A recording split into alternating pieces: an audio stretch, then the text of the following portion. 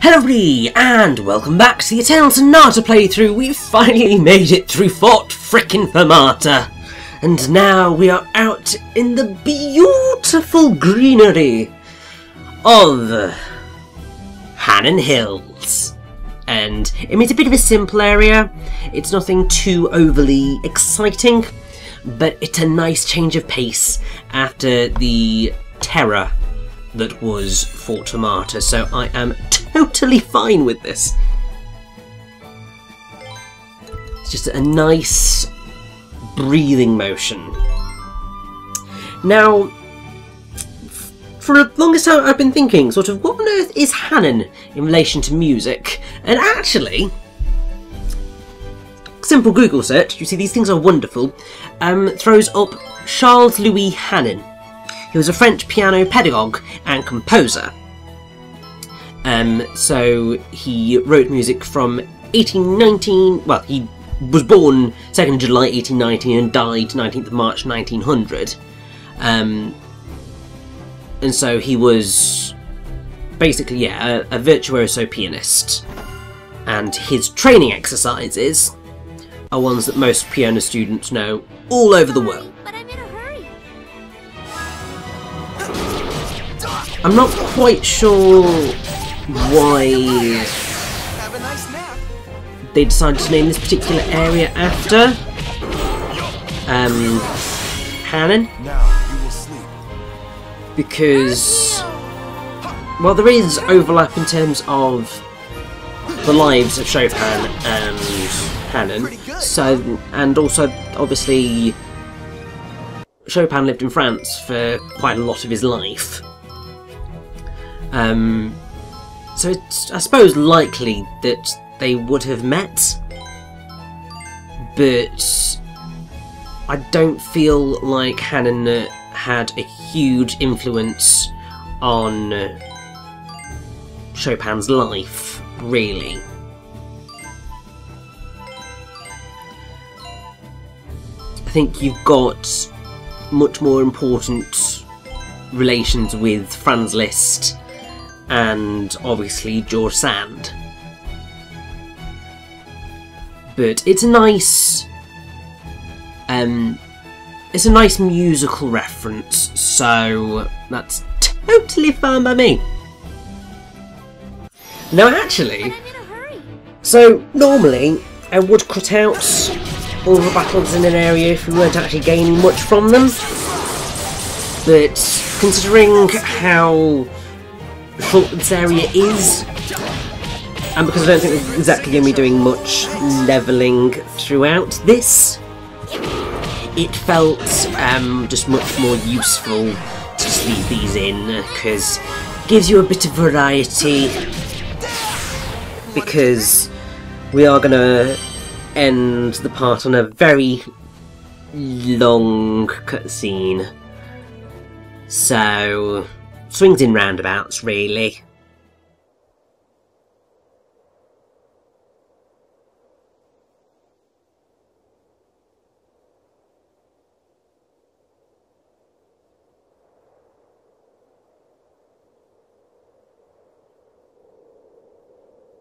What the? Hey, there's a breeze coming from the crack in this rock.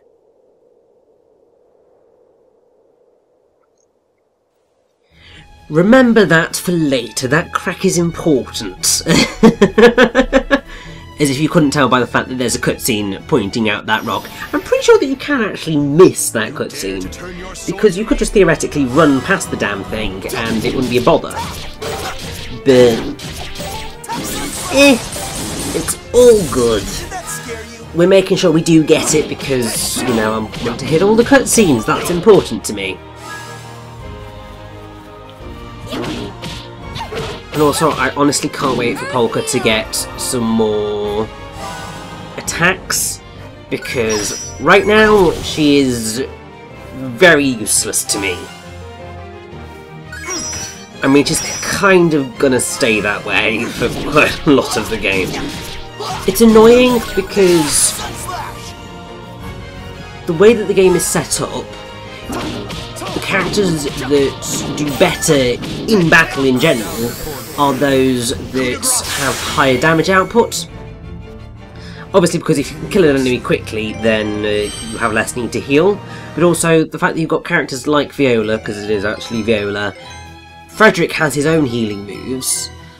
And while they aren't necessarily as powerful as what Polka can go on to get, the fact that they can deal the damage and heal at the same time just means that they are much more useful party members on the whole than Polka is, because Polka just gets beaten about so much that she can be a little bit of a nightmare in combat. Something that will certainly rear its ugly head a little bit later on in the game. Because we are actually beginning to get close to the point where things are going to occur, where our party is going to get split up, and we've not got a choice of who joins those parties.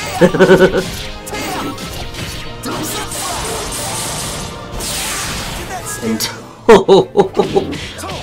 always love a good double kill, because it's just so much fun. It's just like, you did a bad move doing that. It also helps that whenever enemies kind of try and double team you, especially when you've got characters like Allegretto and Frederick, because they can get so many hits in anyway, often what ends up happening is that you're hitting two enemies at once, so you can double the number of echoes you'd get, so you can much more quickly get to those ultra powerful special attacks, which is great!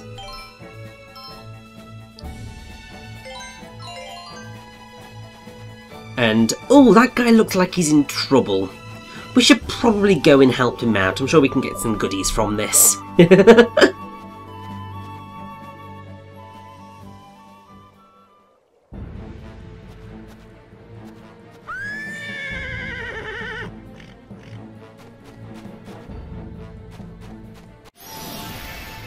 You better pull your head in. So yes, we have just a nice, simple battle. Annoyingly, I didn't make it so that Viola was properly in the shadows, because otherwise that would have made this a lot quicker. But, oh well, I can't do much about that.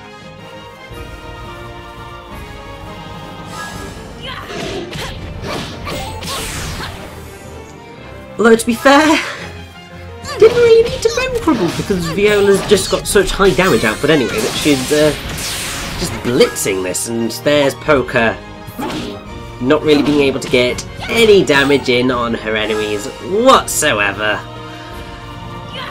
Just proving my point, Duck.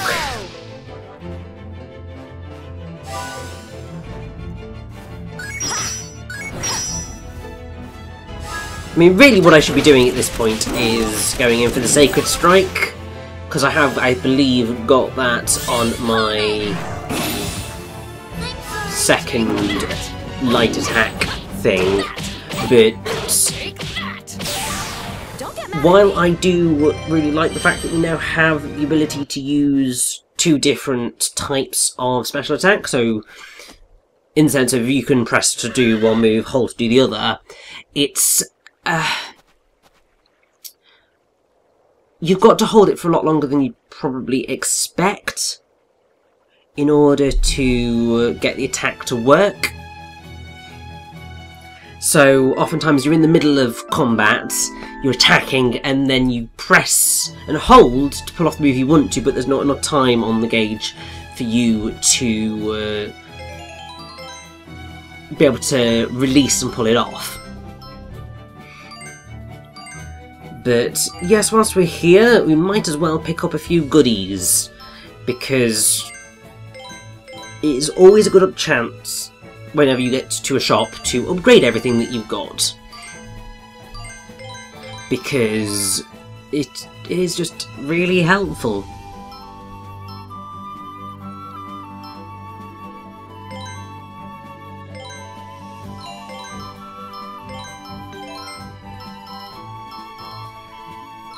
But I never use any of the other items really in combat. I probably should try and be a little bit more...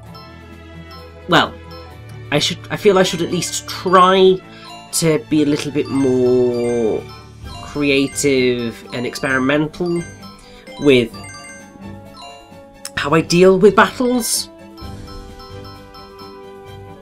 But I think I'm mostly just in my head. Whenever I'm in the middle of a battle, I'm thinking, what's working, what isn't working. I'll stick with what's working, thanks, and then that just means that I can get through this quickly and successfully, and it'll all be fine. But who knows? I may start to experiment with items a bit later on. Probably not until the potential final challenge that I may or may not decide to take on. We'll see what happens on that front. But yes, that might be the point where I decide to experiment a little bit more. But until then, all of my items are going to be reviving items, i.e. the angel trumpets, or the healing items, i.e. the cookies, and... Don't know whether we've picked up any clovers at all. Don't know whether we've got any in our item slots yet at all, but either way, cookies and clovers are the godsend. Oh yeah, there's also the floral powders and extracts and all that jazz. So there are options out there for healing, and really that's what I want with me right now, because really that is how I'm going to get through the majority of the game's battles. Sorry about that. Yes, we are very, very nearly to the end of the Hannon Hills. It is quite nice that this area is so short, especially after the hell that we had in Fort Fermata, because, good God, that place was long and frustrating because of obviously it being slightly labyrinthine, and I didn't like it. Like, I really didn't like it, and that ain't gonna change, I feel.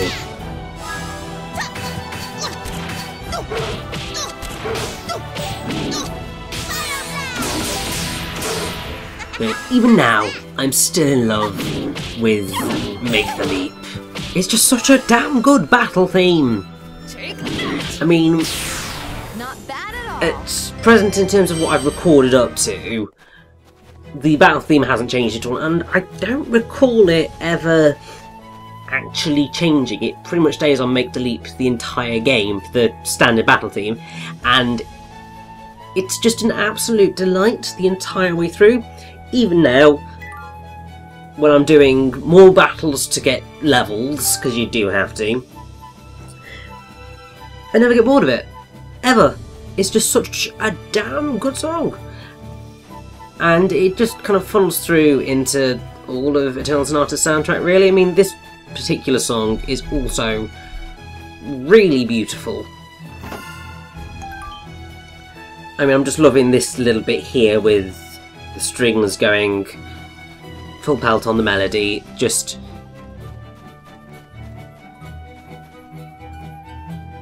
well, strings and flutes going full pelt on the melody just works so damn well, and I love it. Take that. Take that. Heal arrow. Bullseye. But something that I do find to be quite nice also is that obviously we set off on our journey to go to Forte to speak to people in charge. We're actually already near Forte, so this trip, while obviously quite big for our main characters, because a lot of them have lived their entire lives in their little towns or villages, and they're not used to travelling such a distance, because I mean this is pretty far for them. In terms of actual real life game time, it's not been that long for us to... oh... I should have turned around. I thought I could outrun the bloody thing. Clearly I could not. But yes, for us to take on... Well, for us to kind of reach the end goal of our initial quest, it's just nice and important. And also, I didn't realise that those enemies could change. Kind of blew my mind a little bit, to be fair. There's certain enemies where you think you're fine, and then all of a sudden they just go, "Oh, I can transform!" And then you're just like, what? That I was not expecting, because again, it's an Earthshaker, but it can transform into whatever that other thing was in the shadow. So basically, if I weren't probably going to kill it this turn, it would have changed as soon as that cloud shadow had hit it.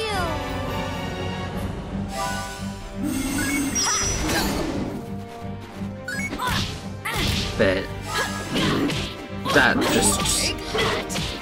can be annoying, but it can also be a godsend sometimes. It's nice that the battlefields are so...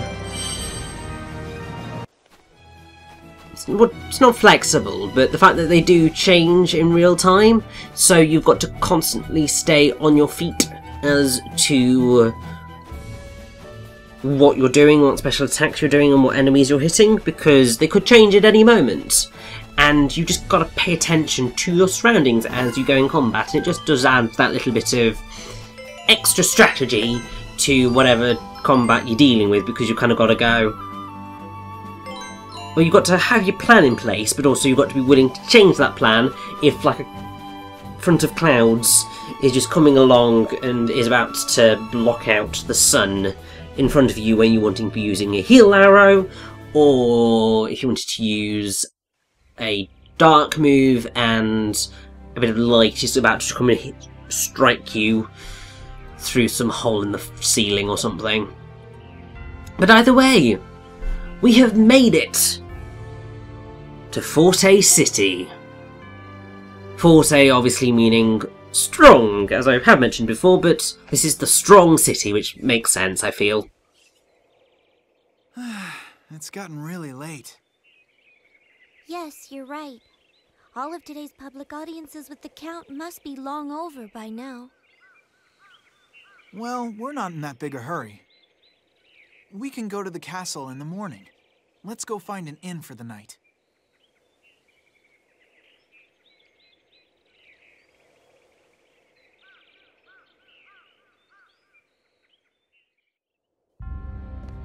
So, we're going to save up, and our first job is pretty much finding somewhere to stay for the night. So we need to find an inn of subscription, and I think that there is one just over to the right. Yes, it doesn't exactly say it, but this right here is an inn, and we're about to get a cutscene! Yay!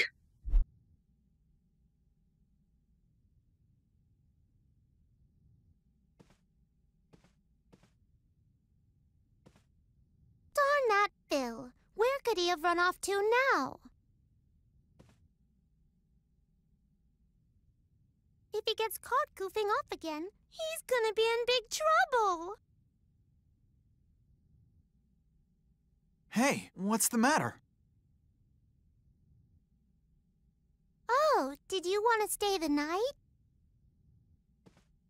My friend Phil is supposed to be watching the front desk right now, but I can't find him anywhere.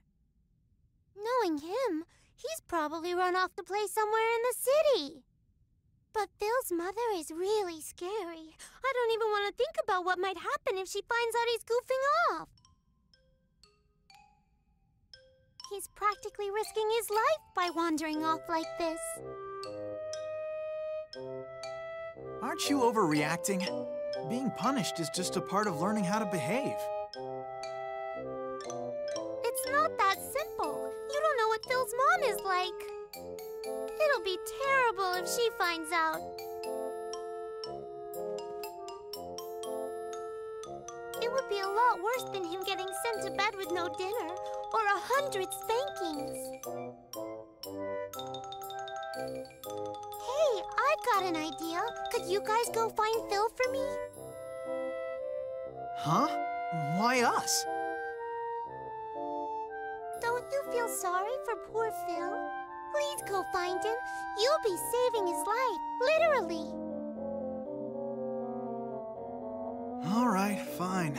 I guess we could go look around for him. It's already getting pretty late, so I'm guessing he probably hasn't left the city.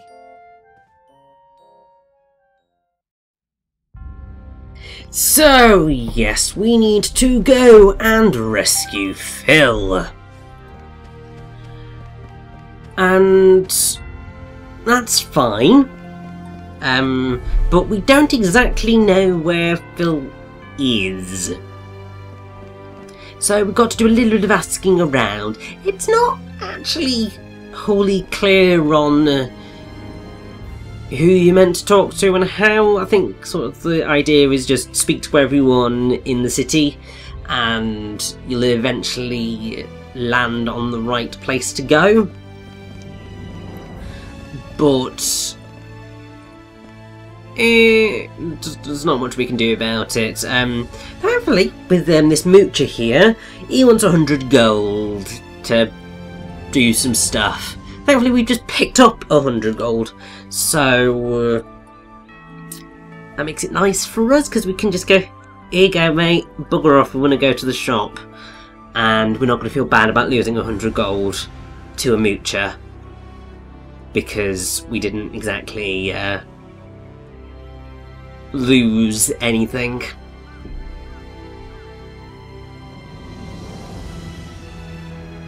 So what goodies have we got in here? Oh yes! We've got some glorious weapons for everyone. Like, proper improving everything right now. Which makes me super happy. So, yeah, we're just gonna stock up. I can't believe I've spent that money on another coachman's coat, considering I already bloody bought one, but oh well.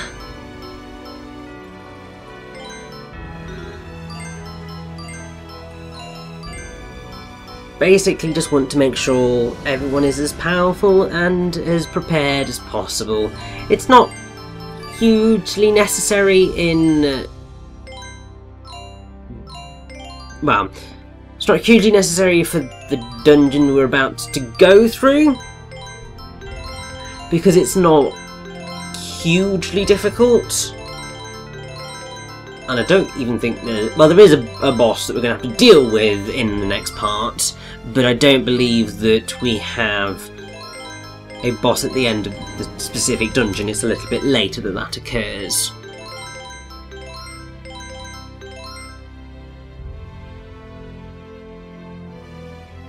No, so yeah, I honestly cannot believe that I wasted money on another coachman's coat. Just like, why? But oh well!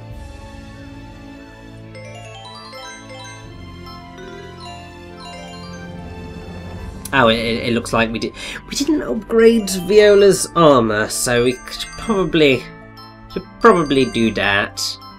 I think we can only get a repair jacket, but that's fine. Because that's still better than what she's got at the minute. And it decreases her chances of getting poisoned, but that's not entirely hugely likely from what I recall in the area we're about to go to, so you win some, you lose some, I suppose.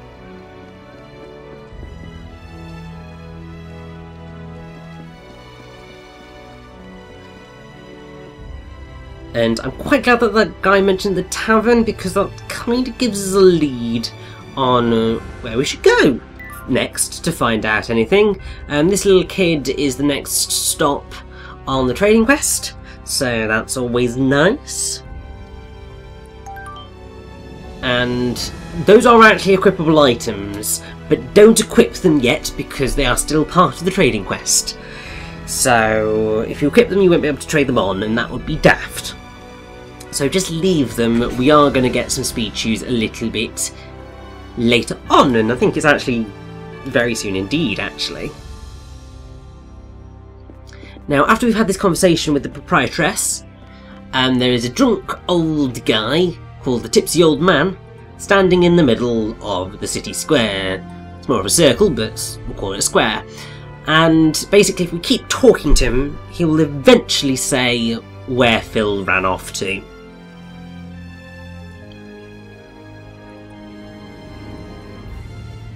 So yes, he headed off to the cliffs. So let's save up and head on over to the cliffs, and hopefully he hasn't fallen off, but no, in our luck he probably has. Oh good god.